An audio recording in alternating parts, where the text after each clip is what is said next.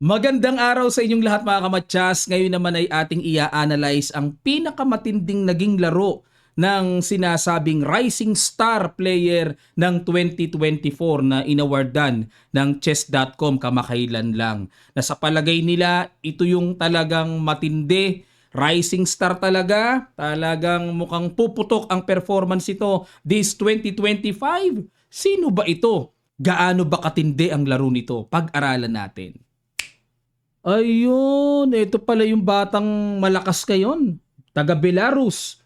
Mag-18 to this November.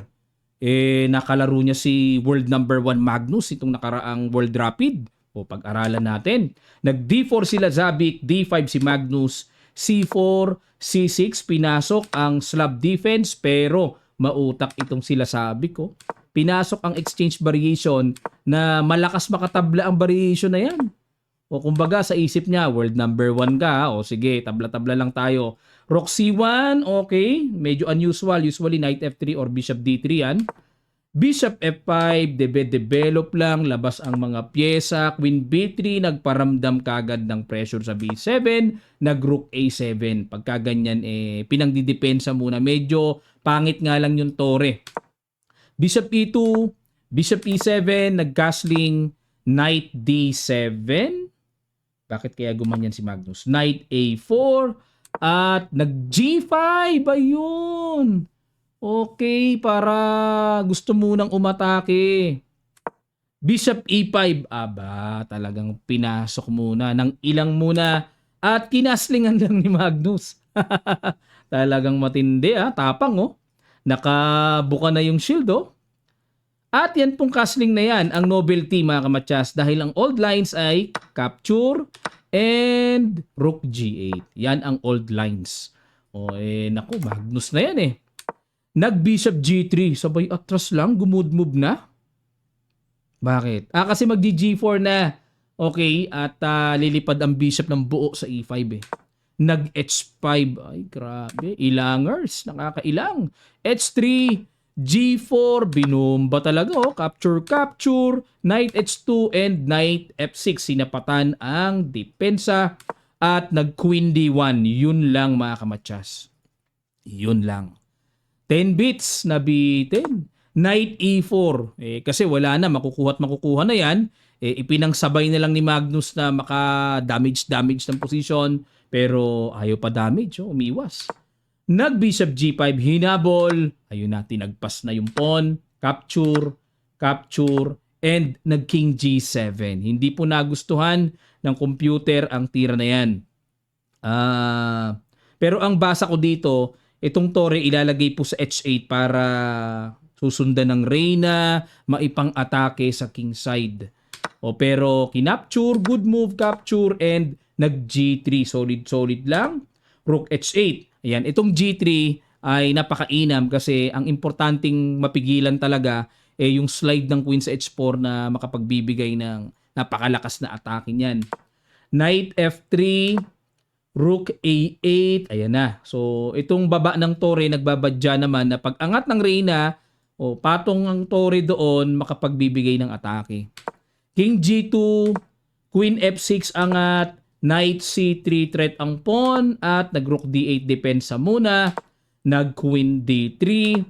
Rook H5. Ayan na nga po. So ito na yung nakikita kong balak dyan ni Magnus. Rook H1 pero binabalak pa lang, pinipigilan na ng batang ito. Queen H6. Queen E3. Rook H8. Sa pagkakatanda ko po, na-analyze natin ito pero hindi ganun katutok.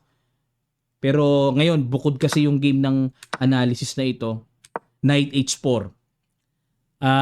Ito yata nilive ko Tapos pinasadahan nating i-analyze yung isa sa mga game na ito sa live natin. Kung matatandaan nyo po. Nag-Knight F6, ayan, at para depensahan yung pawn sa D5, nag-Rook H1, King F8, ayan, para masecure ni Magnus, excuse me, na walang mga pasok-pasok sa E8, sa E7 mamaya, alinman sa mga yokababs na yan ang umalis. Nag-Queen D3, so abang-abang lang sila sabik. At dito mga kamatsas, again, ano kaya ang binitawang panggulat na tira nitong batang ito sa world number 1? Kung matatandaan nyo po noong inanalyze natin ito. Sige po, pakiguess sa ilang sandali lang, tutuloy kagad natin. Start?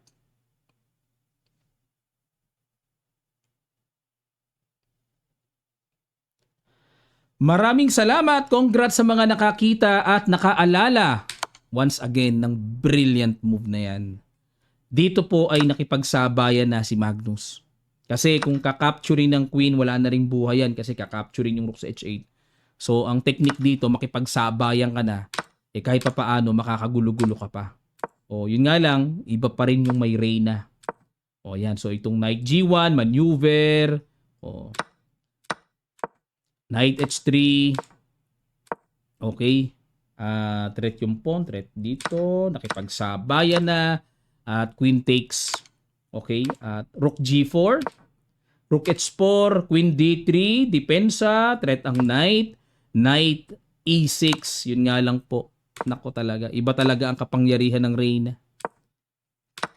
Naalala ko na naman yung nagsabi sa akin, Coach, ba't ganun? Mas malakas ang reyna kaysa sa hari. Ang layo ng nararating ng reyna. Ang king, pakembot-kembot lang ang hakbang. O sabi ko, baka under desire. Ang kulit eh. Ayan, dito po nag-resign na po si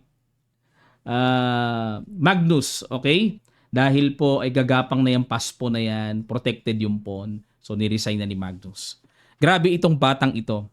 Siguro po, pangatlong beses ko lang na-analyze ito, kung di ako nagkakamali, napasadahan ko uli sa isa sa mga upload ko, tapos dun sa live analysis natin, at pangatlo ito. Okay lang, deserve naman na ulit-ulitin natin ang laro ng batang ito dahil magi-18 lang this November. At napakatapang. Walang world number 1, ano? Grabe. At naku, isa ito sa nakikita kong malamursin din darating ang araw mga kamatsas. Kasi grabe ito, grabe ka dedicated sa chess to. Halos ito na talaga yung buhay nito, yung routine nito araw-araw. Yung mga ganitong klaseng kalalakas sa player, yan na routine yan eh.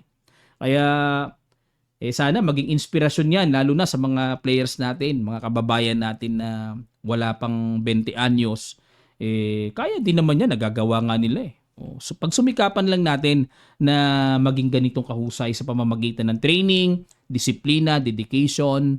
Ayan. So, okay, maraming salamat po mga kamatsas sa inyong matiyagang panonood. Sana po natuto kayo, na-inspired kayo dito sa batang ito. At kung kayo po ay mayroon pang gustong ipa-analyze na game, ay lapag nyo lamang po sa comment section below. Pwede po kayong magpadala ng game doon sa Facebook Kamatsas Messenger natin. Together with the link or games, PGN, padala nyo po sa akin para hindi na ako maghirap sa mga request. Minsan kasi yung mga request, hindi ko makita po yung source ng details, ng tournament, ng game. Hindi ko makita, nahirapan ako. So tulungan nyo na lang po ako sa mga request nyo para pag nakita ko at matindi talaga, pasadahan natin. Salamat po, magkita-kita pa tayo sa mga susunod pang chess updates.